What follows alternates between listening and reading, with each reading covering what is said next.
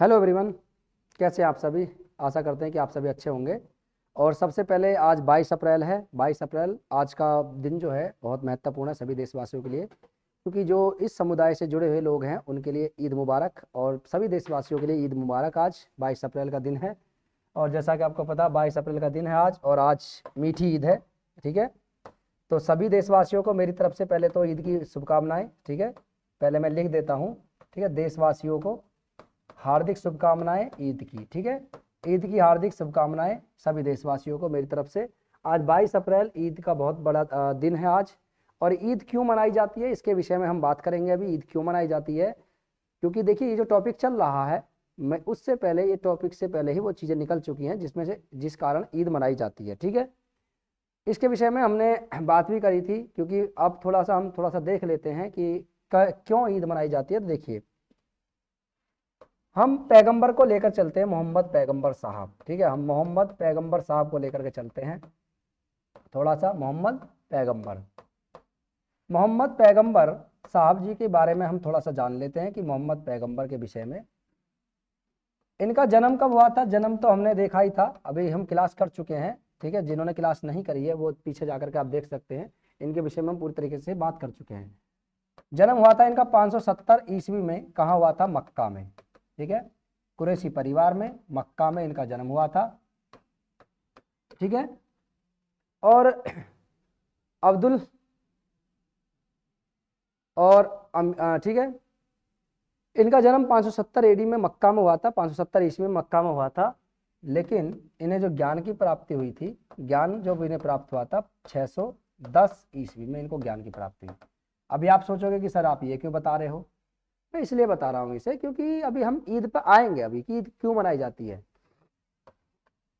जब इन्हें ज्ञान प्राप्त हुआ तो 622 एडी में यानी ईस्वी में इन्हें मक्का से निर्वासित कर दिया, और ये 622 एडी में कहाँ चले गए? मदीना चले गए, क्योंकि मदीना से इन्हें आमंत्रण आया था।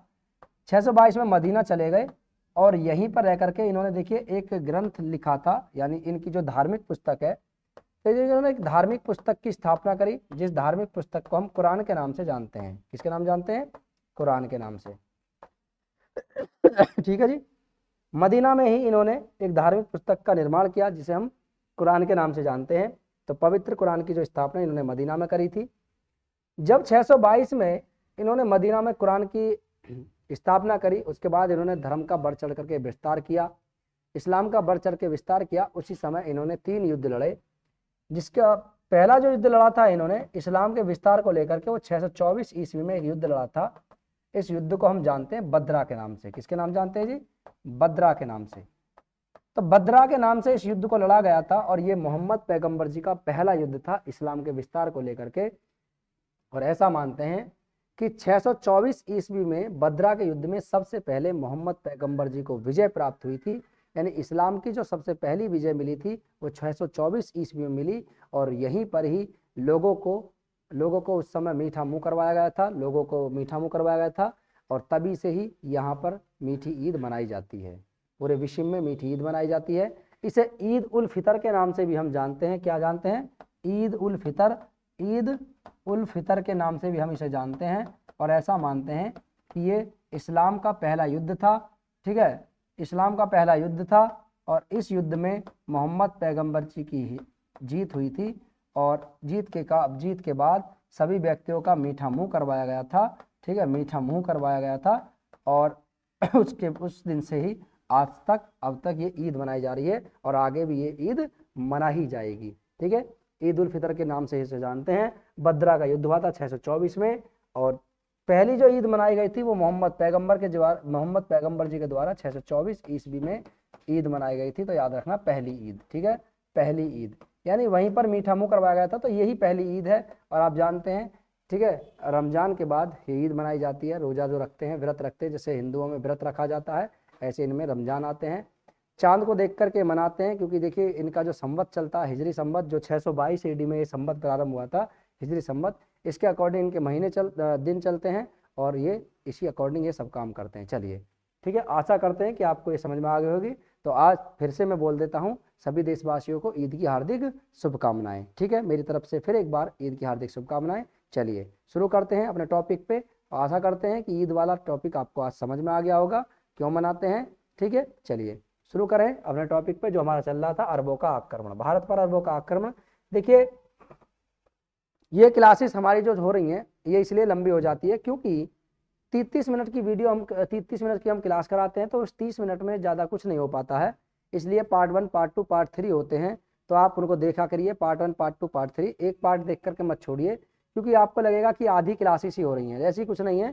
क्लासेस हमारी बहुत सारी हो चुकी हैं, मध्यकाल में हम प्रवेश कर चुके हैं। मध्यकाल में सबसे पहले हमें जानना पड़ता है कि मध्यकाल शुरू कैसे हुआ था, क्योंकि देखिए पूरा मध्यकाल जो हम पढ़ेंगे वो, ठीक है, मुस्लिमों पर आधारित है पूरा मध्यकाल। ठीक है, मध्यकाल जो हम पढ़ते हैं तो ये मध्यकाल जो हमारा चलता है, ये मध्यकाल, इस मध्यकाल में हम क्या पढ़ेंगे, देखिए अरब आक्रमण पढ़ेंगे, तुर्क पढ़ेंगे, अफगान पढ़ेंगे, ठीक है, खिलजी पढ़ेंगे, ठीक है, और मुगल पढ़ेंगे। ठीक है, क्या पढ़ेंगे, मुगल पढ़ेंगे। तो इन सब चीज को हम पढ़ेंगे। ठीक है, इन सब चीज को हम पढ़ेंगे, मुगल पढ़ेंगे, अफगान पढ़ेंगे, खिलजी पढ़ेंगे। ठीक है, इन सब चीज को हम पढ़ेंगे।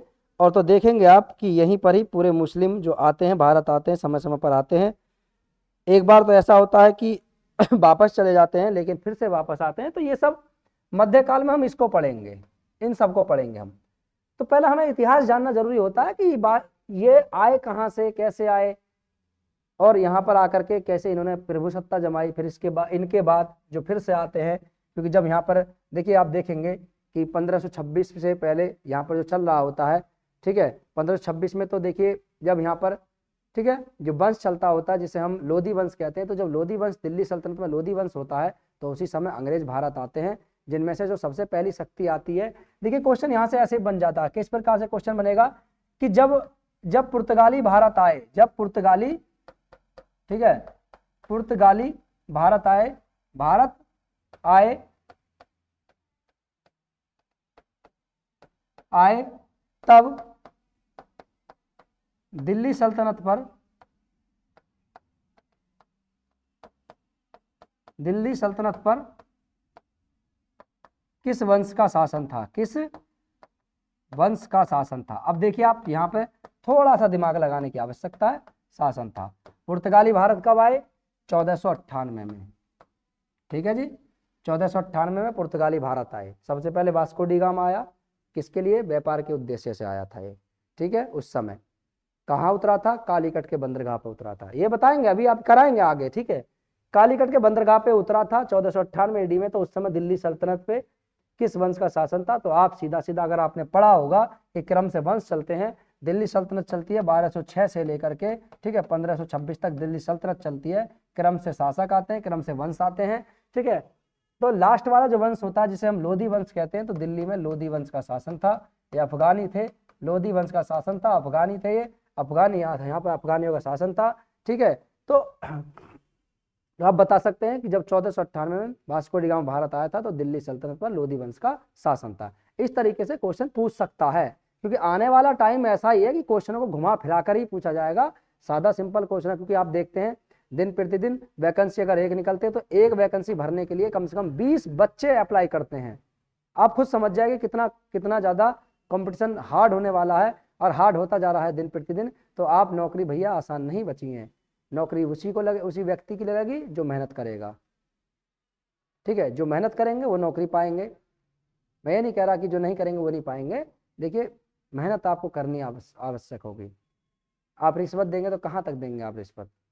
ठीक है, आप रिश्वत दे के करेंगे तो उसके बाद क्या होगा,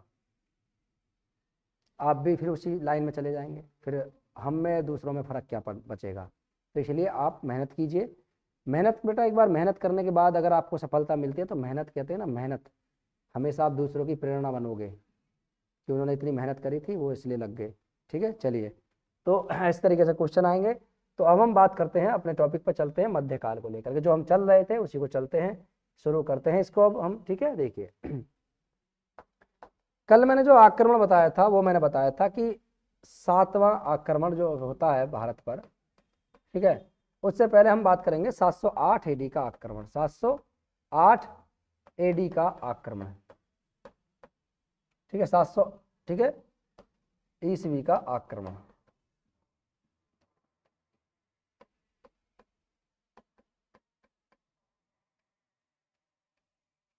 आक्रमण 708 ईस्वी का आक्रमण, ठीक है। 708 ईस्वी के आक्रमण की बात करें तो 708 ईस्वी में आक्रमण हुआ था। क्यों ये आक्रमण हुआ था तो मैं बता देता हूं। 708 एडी की बात है। 708 एडी में होता क्या है, मैंने कल भी बताया था कि ये नक्शा बना देता हूं मैं, ठीक है।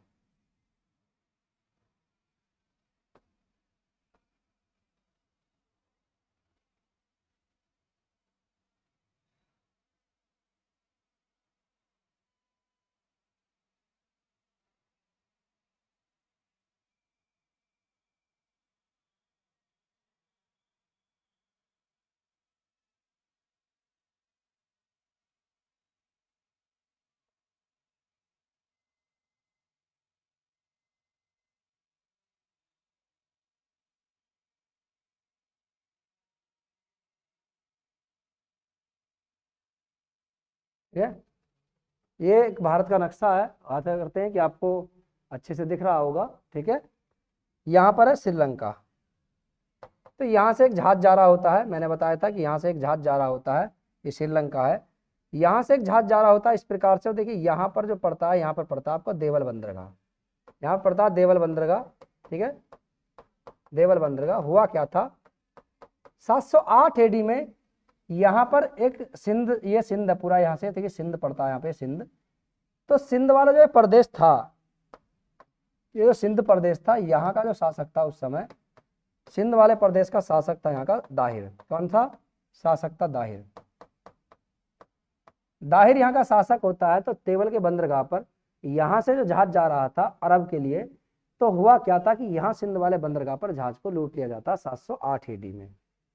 708 एडी में जब जहाज को लूट लिया जाता है तो उसी समय होता क्या है कि यहाँ का शासक जो दाहिर होता है, तो उस समय जो इराक का जो गवर्नर बनता है, ठीक है, उसका नाम होता है हज्जाज। गवर्नर होता है इराकी गवर्नर, ठीक है, गवर्नर नाम होता है इसका हज्जाज, ठीक है जी, हज्जाज या हज्जाम भी कहते हैं इसे, हज्जाज। और खलीफा वलीद, उस समय जो खलीफा बनते हैं इस्लाम के, उनका नाम होता है वलीद, ठीक है।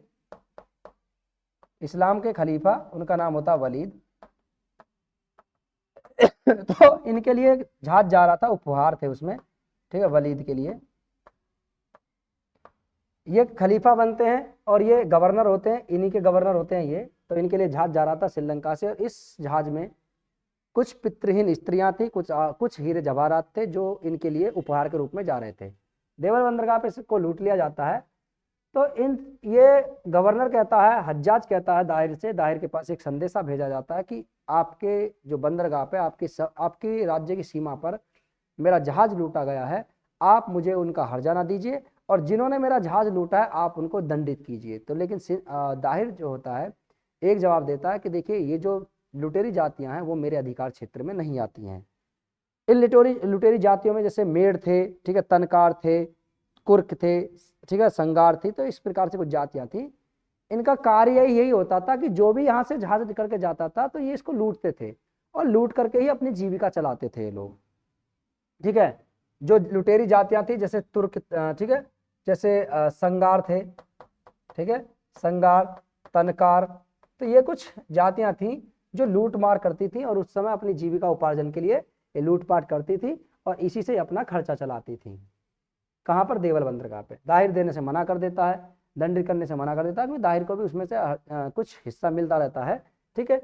अब इसको सबक सिखाने के लिए पहले 708 एडी में ये अभियान भेजा जाता है। इसके द्वारा 708 एडी में अभियान भेजा जाता है, हज्जाज के द्वारा नहीं आता है, ठीक है, सफल नहीं हो पाता है। उसके बाद फिर 711 में बुंदेल के नेतृत्व में, ये मैंने बताया था, 711 ईस्वी में एक अभियान और आता है, ठीक है। 711 में इसका नेतृत्व कौन करता नेतृत्व किया था इसका, ठीक है, नेतृत्व किया था बुंदेल ने, ठीक है।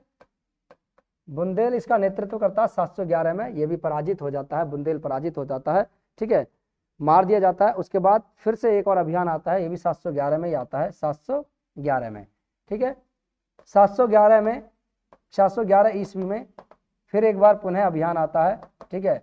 और ये जो अभियान है ठीक है, अभियान फिर से आता है एक और 711 एडी में, फिर एक और अभियान आता है, और इसका नेतृत्व किसने किया था? ठीक है, नेतृत्वकर्ता कौन थे? इसका नाम था उबैदुल्लाह। ठीक है, नेतृत्वकर्ता समुद्री मार्ग से, सॉरी बुंदेल के समुद्री मार्ग से, ये जो पहला अभियान जो होता है ये होता है उबैदुल्लाह के नेतृत्व में। ठीक है, ये थोड़ा सा मिस्टेक होगी, नेतृत्व में इसका नाम होता उबैदुल्लाह, ये मैंने कल ही बताया था।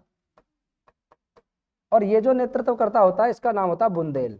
ठीक है, बुंदेल के नेतृत्व में ये अभियान आता है, और ये जल मार्ग से आने वाला अभियान होता है, जल मार्ग से। ठीक है, जल मार्ग से पहला आक्रमण किया जाता है भारत पर, अरबों का पहला आक्रमण 711 एडी में जल मार्ग के द्वारा किया जाता है, और ये भी पराजित हो जाता है, सफलता नहीं मिलती है। उसके बाद जब हज्जाज परेशान हो जाता है कि अब क्या करना चाहिए क्या नहीं करना चाहिए, मैं जिस भी अभियान को भेजता हूँ सब पराजित हो जाते हैं, तब उसके दिमाग में आता है, तो उस समय तिथि होती है 712 एडी की। किसकी होती है जी? 712 एडी। 712 एडी का समय होता है, तो उसी समय 712 में, ठीक है, 712 ईस्वी का अभियान आता है।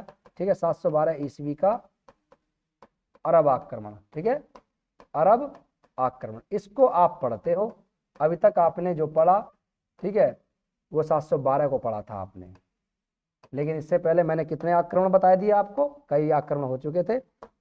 इसका नेतृत्व करता कौन था? नेतृत्व क्या था इसका? मीर कासिम या मोहम्मद बिन कासिम? मोहम्मद बिन कासिम, मोहम्मद बिन कासिम। ठीक है,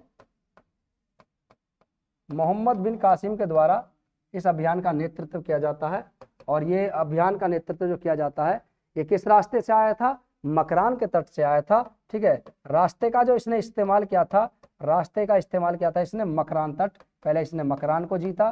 ठीक है, मकरान तट को जीता, तो मकरान तट के बाद मकरान के तट के बराबर में ही पड़ता है आपका सिंध, फिर इसने सिंध पर आक्रमण किया। ठीक है, अभी बताऊंगा, अभी आएगा यहाँ पे। ठीक है, जिस समय मीर कासिम ने भारत पर आक्रमण किया, देखिए इससे पहले मैं कहानी बता देता हूँ आपको हुआ क्या था। 711 में भेजता है, अभियान भेजता है, उबैदुल्लाह के नेतृत्व में, बुंदेल के नेतृत्व, दोनों पराजित हो जाते हैं। उसके बाद ये जो मीर कासिम था, मोहम्मद बिन कासिम या मीर कासिम लिख देता हूँ यहाँ पे, मीर कासिम भी लिखा हुआ था कहीं। मीर कासिम जो था, मीर कासिम ये भतीजा और दामाद दोनों था, ये भतीजा व दामाद था, भतीजा व दामाद। भतीजा व दामाद किसका था? ये भतीजा व दामाद था ये, ठीक है, हज्जाज का। ठीक है, बड़ा कुशल सेनानायक था ये, और ये दामाद भी था, भतीजा भी था, किसका? हज्जाज का। और जिस समय भारत पर आक्रमण करने के लिए आया था उस समय इसकी आयु मात्र 17 वर्ष थी। आयु कितनी थी? आयु मात्र 17 वर्ष की थी, लेकिन ये योग्य सेनानायक था। कौन था? योग्य सेनानायक। ये एक योग्य सेनानायक था, और दोनों के मध्य युद्ध होता है। ठीक है, ठीक है, दाहिर और कासिम के मध्य युद्ध होता है, कासिम के मध्य युद्ध। इस युद्ध में कासिम की जीत होती है और दाहिर की हार हो जाती है, और ये था सबसे सफल आक्रमण था। मतलब क्यों इसे मैं सफल कह रहा हूं? मैं इसलिए कह रहा हूं क्योंकि ये बहुत बड़ा क्षेत्र अरबों के अधिकार में आ जाता है। बहुत ज्यादा क्षेत्र, जो आपका सिंध वाला पूरा क्षेत्र था, ये पूरी तरीके से अरबों के अधिकार में आ जाता है। ठीक है, सिंध का शासक उस समय दाहिर था, मकरान के रास्ते से उन्होंने सिंध पर आक्रमण किया था। ये जो जब वहां से आया था सेना लेकर के, जब ये इराक से सेना लेकर चला था, तो सीरिया में इराक से ये 2500 सैनिक लेकर आया था। कितने?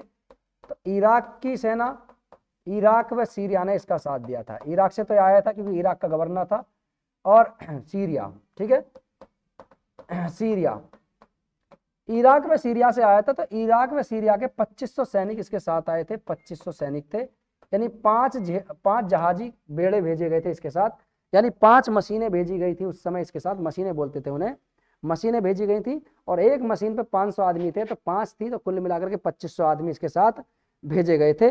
ठीक है, 2500 सैनिक भेजे गए थे। 6000 इसके साथ घुड़सवार थे, 3000 ऊँट, 6000 ऊँट सवार थे, और 3000 इसके भारवाही ऊँटें थी, जो अपने साथ ये सामग्री लाद के लेकर आए थे, ताकि खाने पीने की कोई कमी ना हो, ठीक है, खाने पीने की कोई कमी ना हो, युद्ध लड़ने में कोई कमी ना हो, ये अपने साथ लेकर आए थे। तो कितने सैनिक थे इसके पास? 6,000 तो इसके पास सैनिक थे। ये तो थे वो सैनिक थे, यानी 2500 सैनिक तो वो थे जो इसकी ठीक है पानी के जहाजों पर लदे हुए थे। ठीक है, पानी के जहाजों। 6,000 सैनिक थे इसके अलग, ठीक है, जो घुड़सवार वाली सेना थी। तो 6,000 घुड़सवार थे इसके, 6,000 घुड़सवार, 6,000 इसके पास ऊंट वाही थे। ठीक है, ऊंट वाही, ठीक है, जो ऊंट को हाँकते थे, ऊंट की सेना भी थी इसके पास। और 3,000 भारवाही ऊंटे थे इसके पास, भारवाही ऊंटे। भारवाही ऊंटे जानते हो ना, इस पर सामग्री लदी हुई थी, क्योंकि ऊंट रेगिस्तान का जहाज माना जाता है। और रेगिस्तान, क्योंकि अरबों का जो उत्थान हुआ था, वो सॉरी इस्लाम का जो उत्थान हुआ था वो अरबों के रेगिस्तान में हुआ था, इसलिए वहां पर ऊंट कारगर थे, तो ऊंट लेकर आए थे अपने साथ। लेकिन जब यहाँ पर इन्होंने देखा तो ये घुड़सवार सेना भी लेकर आए थे, क्योंकि पहाड़ी, क्योंकि उससे पहले हुआ क्या था मैंने बताया था ना कि जब 644 में, ठीक है, 644 में, ठीक है, 644 में जब आक्रमण होता है भारत पर, ईस्वी में आक्रमण होता है, तो ये सफल हो जाता है। और ये क्या कहते हैं कि सिंध हमारे रहने योग्य कोई जगह नहीं है, भारत की जो परिस्थितियां हमारे लायक नहीं है, वहाँ खाने के लिए कमी है, पीने के लिए कमी है। तो इस बार हज्जाज ने पूरी तैयारी के साथ भेजा था कि आपके पास खाने की भी कमी नहीं होगी, आपके पास पीने की भी कमी नहीं होगी, हर चीज़ हम आपके साथ भेजेंगे, लेकिन इस बार सफलता मिलनी चाहिए। सफलता मिली भी नहीं, ठीक है। ठीक है, उसके बाद देखिए यहां से जाते समय भारवाही ऊँटे लेकर गए थे, और मकरान का जो शासक था उस समय, मकरान के तट के पास का शासक था, इसका नाम था हारून। हारून ने भी इसका साथ दिया था।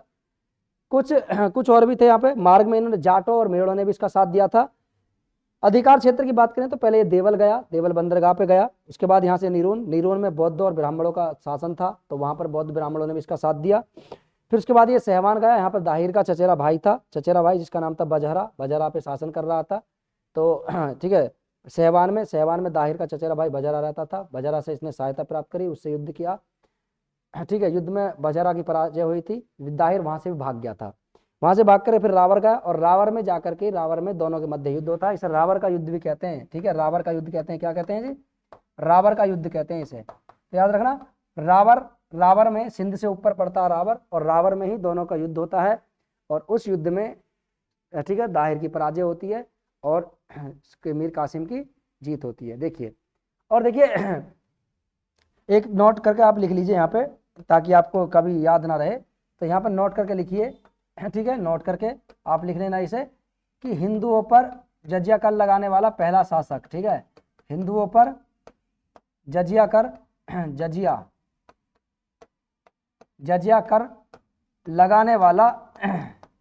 लगाने वाला पहला शासक दाहिर था। सॉरी, दाहिर नहीं, ये मीर कासिम था। ठीक है, मोहम्मद बिन कासिम था।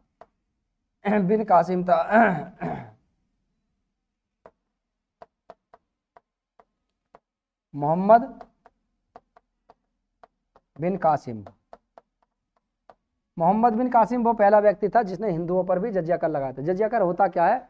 जजिया कर एक धार्मिक कर होता है, यानी जैसे मान लीजिए कोई देश पूरा मुस्लिम देश है, अगर उसमें कोई अदर, ठीक है, अदर कम्युनिटी का लोग रहना चाहते हैं, तो उनको वहाँ रहने के लिए एक कर देना होता है, टैक्स देना होता है। यानी ये कहने का मतलब है कि गैर मुस्लिमों पर लगाया कर था, मुस्लिमों को छोड़कर बाकी जो भी मुस्लिम एरिया में रहेंगे उनको टैक्स देना होता था। ठीक है, चलिए। उसके बाद दाहिर की मृत्यु हो जाती है, 714 में वापस जाता है, दाहिर की मृत्यु हो जाती है। मृत्यु के बारे में हम नेक्स्ट क्लास में बात करेंगे। चलिए मिलते हैं नेक्स्ट क्लास में, तब तक के लिए जय हिंद, और हमारे साथ बने रहिए, जुड़े रहिए। और फिर से बता देता हूँ, 22 अप्रैल आज ईद है, ईद का बहुत सुनहरा दिन है। ठीक है, और सभी देशवासियों के लिए ईद की हार्दिक शुभकामनाएं। ठीक है।